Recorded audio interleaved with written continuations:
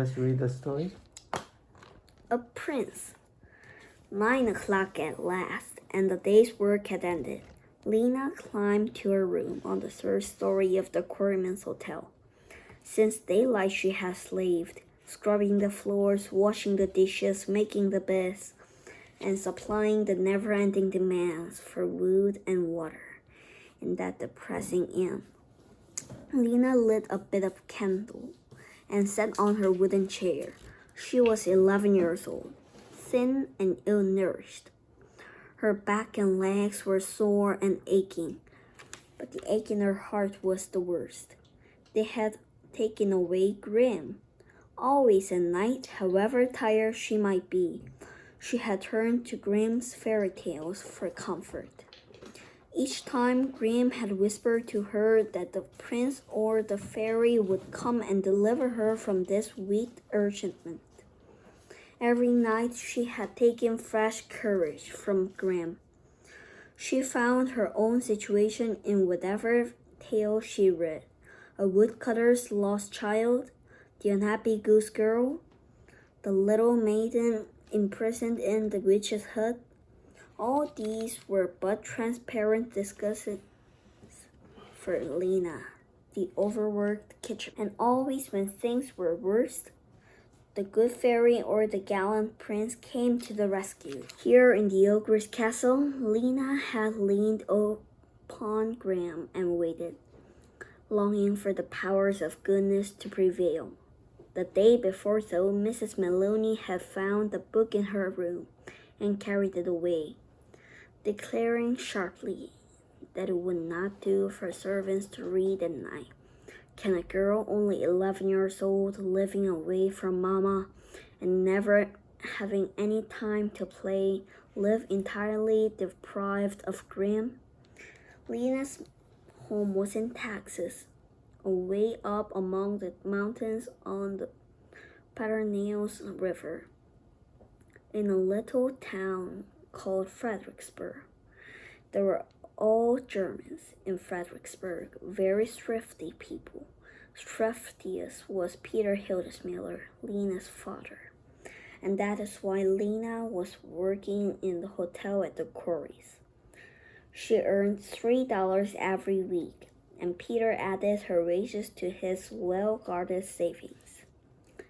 Lena raised the lid of an old case and got out a sheet of paper and a bit of. She would write a letter to Mama. Tommy Ryan was going to post it for her at Ballinger's. Tommy worked in the quarries and went back to Ballinger's home every night.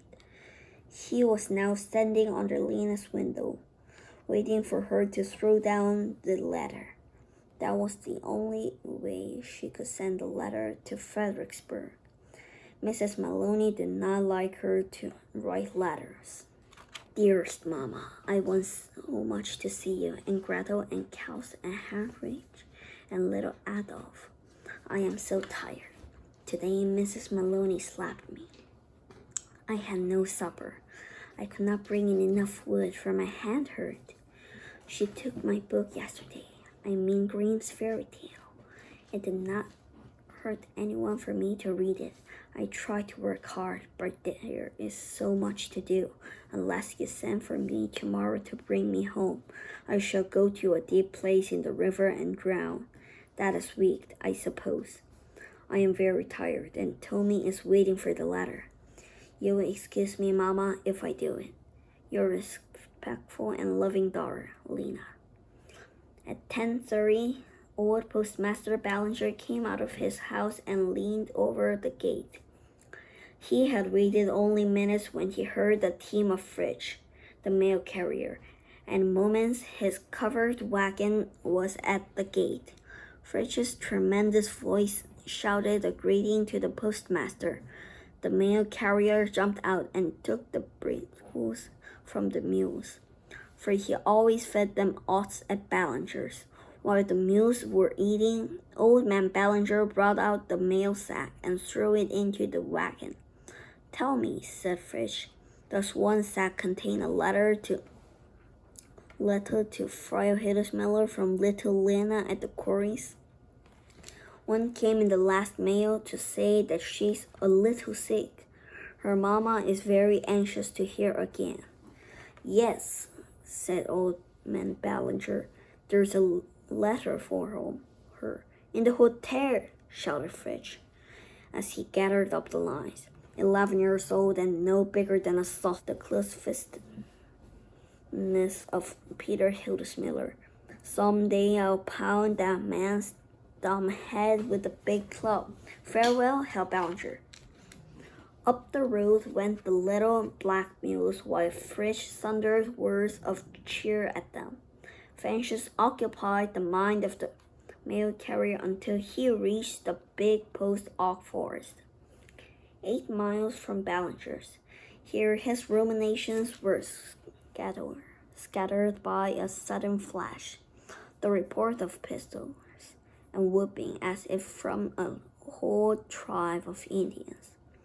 A band of galloping riders closed in around the mail wagon.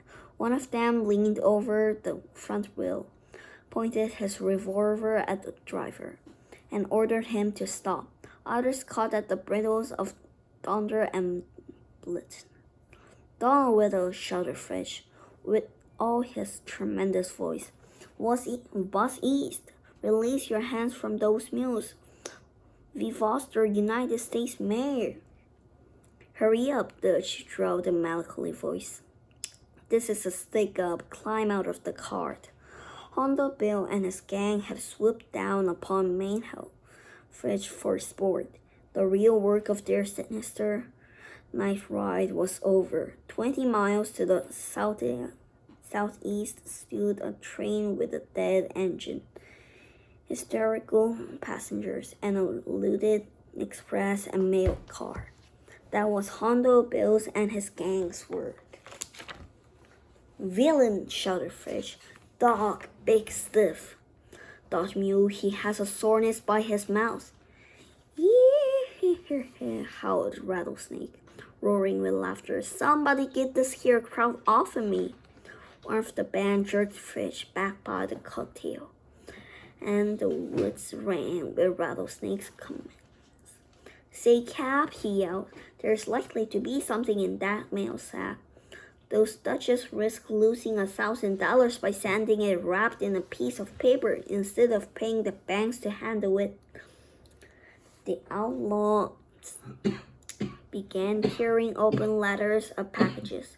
Not $1 was found in the Fredericksburg mail. The Ballinger mail sack opened like a cocoon under Honda's knife. Fritch remembered Lena's letter. He addressed it, the leader of the band, asking him that particular missive be spared. Much obliged, Dutch. I guess that's the letter we want. Honda found and tore open the letter to Mrs. Hildesmiller. The others stood about while Hondo gazed with mute disapproval at the paper covered with German script. You've humbugged us, Dutch. That's Chinese writing, said Sandy grumpily. Oh, no, that is German, said Fritch. It's a little Lena writing to her mama. One poor little girl, sick and working hard away from home. Ah, it is a shame. Good Mr. Robberman, you will please let me have that letter. What the devil do you take us for, old crowd? Said Hondo with surprising severity. You read the scratching out loud in plain United States language. Hondo twirled his 6-shooter by its trigger guard in front of the little German, who began translating the simple words into English. The gang stood in absolute silence. How old is that kid? Asked Hondo. 11, said Fritch. And where's she at? At the rocker is working. Ah, little Lena, she speak of drowning. Maybe she will do it. But if she do it, I swear I will that Peter Hildesmiller shoot me talk-on. Hondo Bill with his band seized Fritch and carried him off to one side of the road.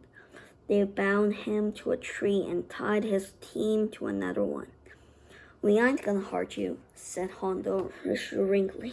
"It won't hurt you to be tied up for a while." Fritz heard a great squeaking of saddles as the men mounted their horses.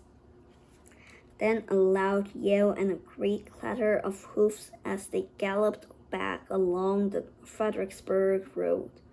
For more than 2 hours, Fritz sat against his tree. Then he fell asleep. Finally, a rough shake woke him. Hands were untying his ropes. He was lifted to his feet. Rubbing his eyes, he saw that he was again in the midst of the same band of terrible bandits. They shoved him up onto the seat of his wagon and placed the lines in his hands. "Head out for home, Dutch," commanded Honda Bill.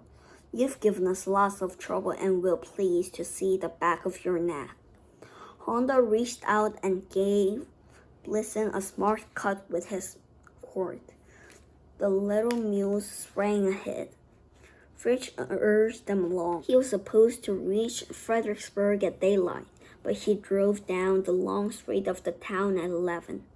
He had to pass Peter Hildesmiller's house on his way to the post office. He stopped his team and called. Friar Hildesmiller was watching for him. The whole family rushed out. Friar Hildesmiller, fat and flushed, inquired if he had a letter from Lena. Fritz raised his voice and told the tale of his adventure. He told them the contents of the letter the robber had made him read, and Friar Hildesmiller broke into wild weeping. Her little Lena drowned herself. Why had they sent her from home? Perhaps it was now too late. Peter Hildesmiller dropped his meerschaum pipe on the walk and his saddle. "Woman," he roared at his wife, "why did you let that child go away? It's your fault if she never comes home." Everyone knew it was Peter Hildesmiller's fault. A moment afterward, a faint voice called, "Mama!" First, Friar Hildesmiller thought it was Lena's spirit calling, and then she rushed to the rear of Fritz's covered wagon. With a loud shriek of joy, she caught Lena up, kissed her pale face, and hugged her. Fritz shouted at her. "Got in humor," he shouted. "How did you get in that wagon? You brought her to us," Fritz cried Friar Hildesmiller. "How can we ever thank you? Tell Mama how you came in Fritz's wagon," said Friar Hildesmiller. "The prince brought me," said Lena. "We're all going crazy," shouted Fritz. "I always knew he'd come," said Lena. "Last night he came with his armed knights and captured the ogre's castle. They broke the dishes and kicked down the doors. They pitched Mr. Maloney into a barrel of rainwater and threw flour all over Mrs. Maloney. The knights began firing their guns. They wakened me. Then the prince came and wrapped me in the bedclothes and carried me out. He was so tall and strong and fine. His face was as rough as a scrubbing brush, and he talked soft and kind and smelled of schnapps. He took me on his horse, and we all rode away." "Rubbish!" cried Fritz Bergman. "Fairy tales! How did you come from the quarries to my wagon?" "The prince brought me," said Lena confidently. To this day, the good people of Fredericksburg haven't been able to make her change her story. Did you like the story? No, I don't. Okay, I see. What's the title? A Prince. Page 6. Where was Lena's room? Lena's room is on the third story of the Quarryman's Hotel. What has she done since daylight? Since daylight, she has slaved, scrubbing the floors, washing the dishes, making the beds, and supplying the never-ending demands for wood and water in that depressing inn. What did Lena turn to for comfort? Pardon? What did Lena turn to for comfort? She had turned to Grimm's fairy tales for comfort. What did Mrs. Maloney do? The day before, so Mrs. Maloney had found the book in her room and carried it away. declaring sharply that it would not do for servants to read at night. Where was Lena's home? Lena's home was in Texas, away up among the mountains on the Pedernales River in a little town called Fredericksburg. Okay, how much did Lena earn every week? She earned $3 every week, and Peter added her wages to his well-guarded savings. Okay, page 10. What did Lena say she would do unless her mother sent for her? She said, "Unless you send for me tomorrow to bring me home, I shall go to a deep place in the river and drown." What did the mail carrier do while the mules were eating? While the mules were eating, Old Man Ballinger brought out the mail sack and threw it into the wagon. Who was 11 years old and no bigger than a sausage? Lena is 11 years old and no bigger than a sausage. Okay, next page. What scared the mail carrier's illumination? Here his ruminations were scattered by a sudden flash, the report of pistols, and whooping as if from a whole tribe of Indians. What closed in around the mail wagon? A band of galloping riders closed in around the mail wagon. Page 14. What did Rattlesnake say the Duchess risked? He says those Duchess risked losing $1,000 by sending it wrapped in a piece of paper instead of paying the banks to handle it. What did the outlaws begin to do? The outlaws began tearing open letters and packages. What did Hondo tell the mail carrier to read? He said, "You read the description out loud in plain United States language." What did Fritz say he would do if Lena were to drown? He said, "But if she do it, I swear I will that Peter Hildesmiller shoot me talk on." What did Hondo and his gang do for Fritz? They bound him to a tree and tied his team to another one. When Fritz woke up, who did he see? He saw that he was again in the midst of the same band of terrible bandits. Next page. What did Fritz have to pass on his way to the post office? He had to pass Peter Hildesmiller's house on his way to the post office. What did he tell the Hildesmuller family? He told them the contents of the letter the robber had made him read, and Fritz raised his voice and told the tale of his adventure. Okay, so what did Peter Hildesmuller drop? He dropped his merchant pipe. Okay. How did Lena say she got into the wagon? She said, "The prince brought me." What did the prince capture? Last night, the prince came with his armed knights and captured the ugly castle. Where did they do to the balcony? They pitched Mr. Maloney into a barrel of rainwater and threw flour all over Mrs. Maloney.